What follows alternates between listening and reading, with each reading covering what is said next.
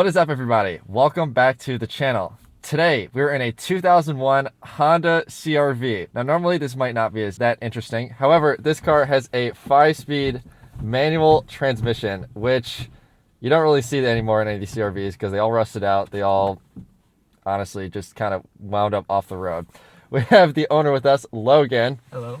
This is his CRV. He's done a lot of work to this. He rebuilt the motor, did some other stuff. Logan, tell us about the CRV. So my dad bought it down in Florida a few years back for around $7,000.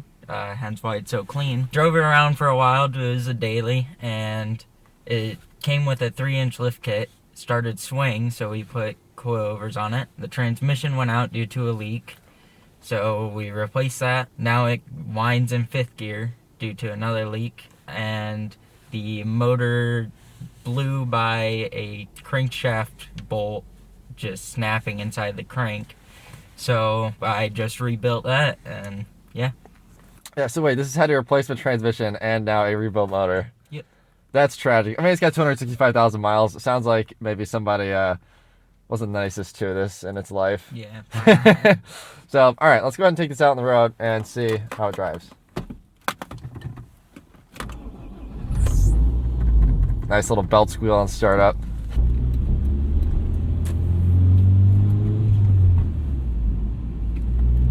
All right, so driving a first gen, I think it's the first gen CRV, correct? Correct.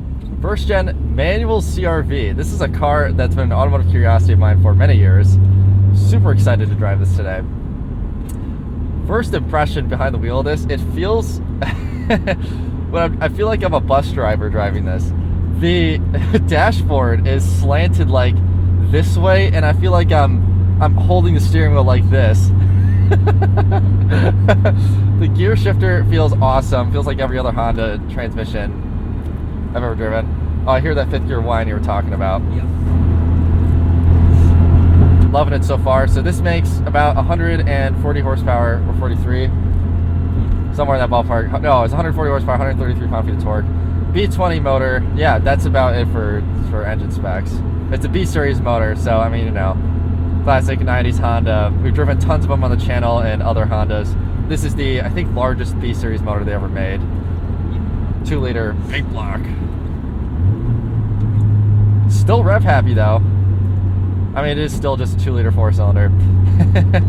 Made by Honda, so you already know it loves to rev.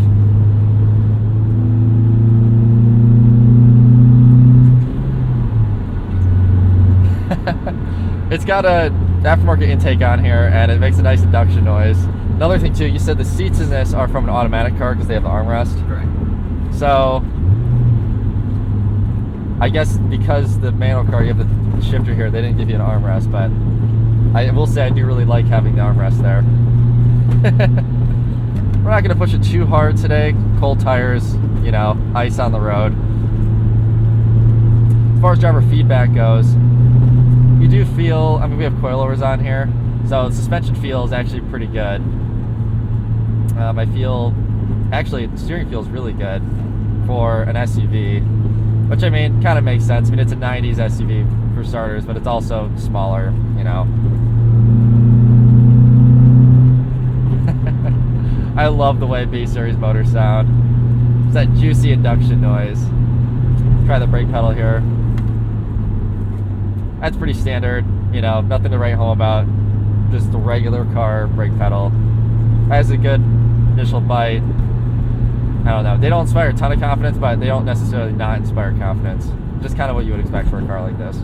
The clutch pedal is exactly what you'd expect from a Honda from this era. Throttle pedal, so easy to downshift. It's just, you know how to drive it in 30 seconds. And I actually find this really easy to drive. Even some other Hondas from this era, I think there's a little bit of a trick to them sometimes. You gotta get the clutch timing right with the throttle, getting back on the throttle. But this, it's super easy, and not even in a way, like the assisted sort of way, but it's just, I don't know, it makes sense. My hands and feet know exactly what to do.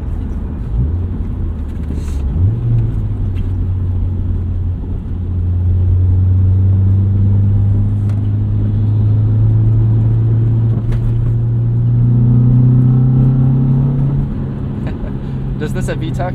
No. Okay, so the B20s, did any of the B20s have VTEC or no? Not to my knowledge, no. Okay. Do people ever take the B20, what is it? I feel like there's people that convert these to VTEC. Is that a thing? Okay. What do they do for that? So there's a kit online for routing oil and plugging a specific oil plug.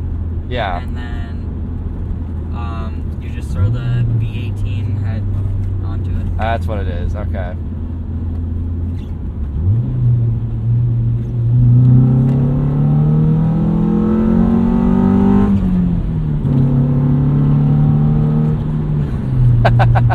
I love the way B-Series engines sound.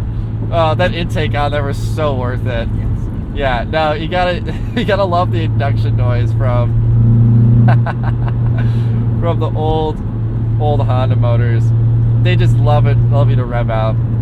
I think I took it out to like 6,000 there. This isn't a super peaky motor, but it definitely has a lot more pull in the mid-range than the smaller B-Series motors do, which makes perfect sense for a CRV. That's what you would want.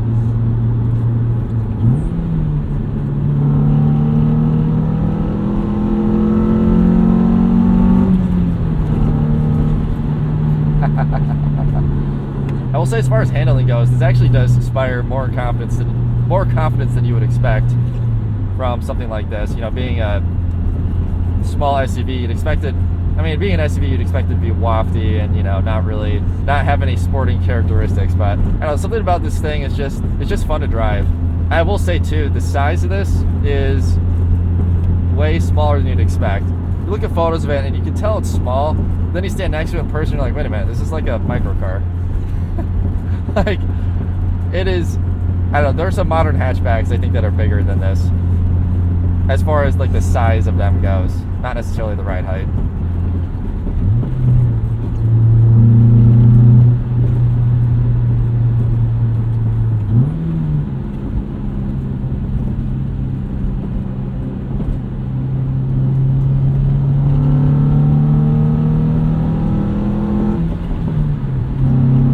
It's actually shocking how close they've gotten it to all their other cars. I mean, you probably noticed that too, because you guys have a bunch of other Hondas. Yeah, so these share the same chassis as the Integra and Civic of the same generations. Oh, interesting. The chassis is the same, so it's just a different body. Yeah. Oh, that's hilarious. No wonder it drives so well.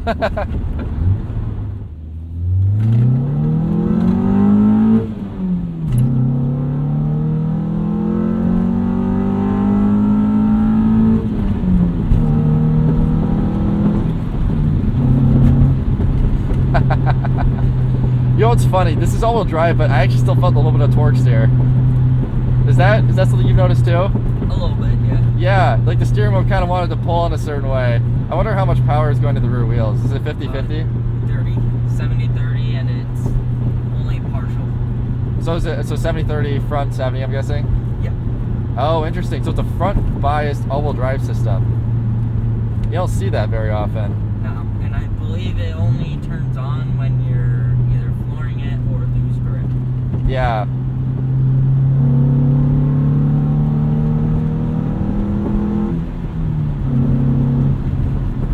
I feel like most all-wheel drive systems, they're rear biased or they're 50 all around, or 50-50 front to rear.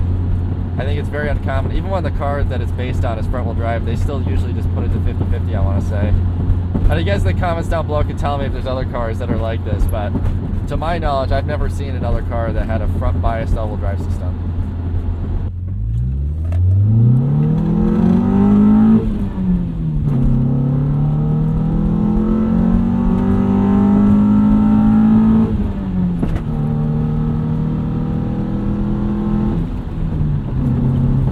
Okay, so on the first gear pull there, I could definitely feel what you were talking about. The front end kind of got a little loose, and then I could feel it send power to the rear wheels. Yeah.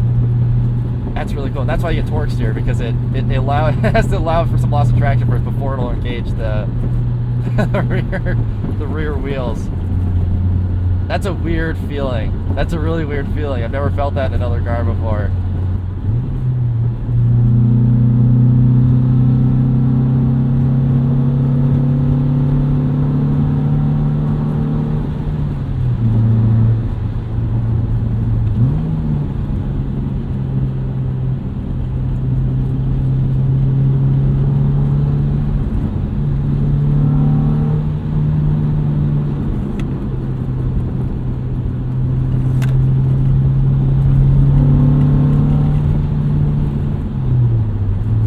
this manual gearbox the same as what came in all the other 90s Hondas, or is it specific to the CRV? Specific. Okay. Yep. Yeah, so if you ever do have any issues with this, you kind of have to find. Yeah, that is a slight issue. Yeah, right. I believe when they do blow up, you can use a lot of the H22 transmission stuff. Yeah. For it. So I'll rebuild it. Yeah, like the fifth gear is the same.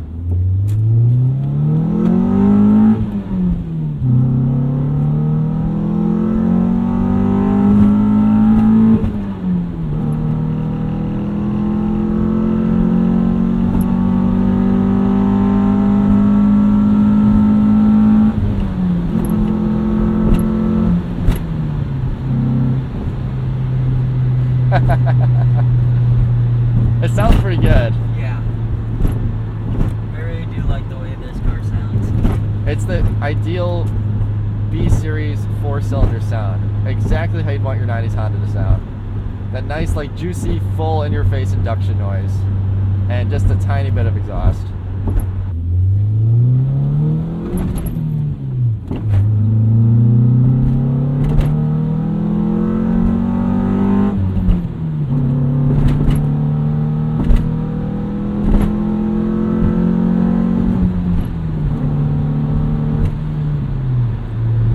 The sound in this car actually reminds me a lot of the CRX that we drove. And I think the gearing is very similar to that car, because the CRX also is very short gearing over the EF Civic Si, which had much taller gearing.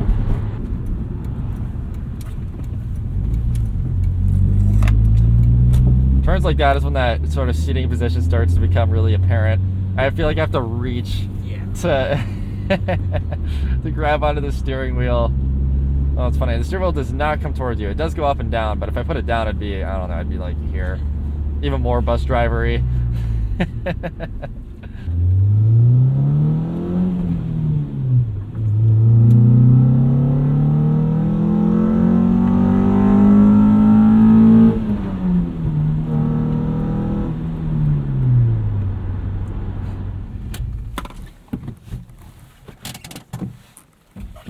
Finished a test drive of the 2001 manual transmission Honda CRV. It feels a lot like a car, honestly. A lot of SUVs, I think, when they were sort of in their, beginnings back in the 90s, and this is an 01, but really this is a 90s car. The manufacturers weren't quite sure yet what people were going to want in SUVs, so I think a lot of them didn't really take that much of a chance and build their own platform, or maybe they kind of kept it really car-esque. And that's definitely the case here. I mean, they built it on the same platform. I said the Integra on the Civic. Yep. Yeah. It feels a lot like that, which honestly, I don't think is a bad thing. I think it's to its credit. It still handles and rides like a car, but you just get a little more ground clearance, more space. And I think that's what a lot of people from this era kind of wanted out of an SUV. They wanted to throw kids in the back more comfortably. They wanted to take their things with them. They didn't need to tow, whatever. And you could get a 5-speed manual, which is great. Even today, it's a lot of fun. I would say if you can find one of these, buy it, but you're not going to find one of these, truthfully. They basically don't exist. And if you do find one of these, it's probably going to be gone instantly. So if you want to find a manual Honda CRV, it's a great driving car, but good luck. Logan, thank you for bringing this onto the channel. Yeah, of course. Yeah, so with that, let's go ahead and give the 2001 Honda CRV a score. The first-gen Honda CRV scores here on our list. We don't have much to compare it to, so use this comparison very loosely. It's generally more practical than the Integra chassis it's built on, but it's less sporty as you'd expect. Should you buy it? The first-generation Honda CRV was Honda's first shot at the small SUV market, and they quickly made a name for themselves. It was a great car in its day, even offering cool things like the CRV table, which this one still has, adding to the practicality of a family car. 25 years later, it's still a great little daily driver, and these were known to live high mileage lives like this one has. If you want a retro manual SUV or something that will get a lot of positive looks at Radwood, a stick first gen CRV is a fun pick.